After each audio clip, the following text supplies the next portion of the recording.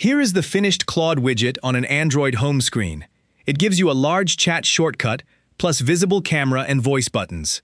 Tap Chat, and Claude opens directly to a blank conversation, so the result is useful immediately. I will now show the complete setup from an empty space on the home screen. Return to the home screen and move to the page where you want the widget. Press and hold an empty area until the home screen zooms out and the editing controls appear.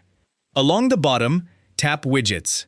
This opens Samsung's Widget Chooser, where Android groups available widgets by app. Tap the search field at the top of the Widget Chooser. Type Claude exactly as the app name appears. The results show a Claude category with one available widget. Tap the Claude category to expand it. You should now see the real preview labeled Claude, size 2x2, with the description, Start a chat with Claude.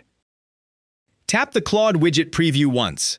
An Add button appears over the preview. Tap Add, and Android places the widget on the current home screen page. The resize frame means the widget is selected.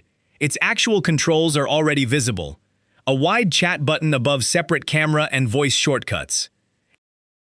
Once the widget is placed on home, its resize handles disappear and the controls remain ready to use. Tap the wide chat button near the top of the Claude widget. Claude opens to its main chat screen, ready for a prompt. That confirms the home screen shortcut was added successfully and launches the installed Claude app. Press Home to return to the widget.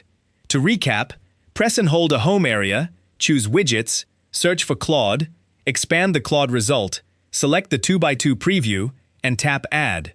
The finished widget visibly includes chat, camera, and voice controls. Chat is the shortcut tested on screen. Android may place it on another home page when space is limited.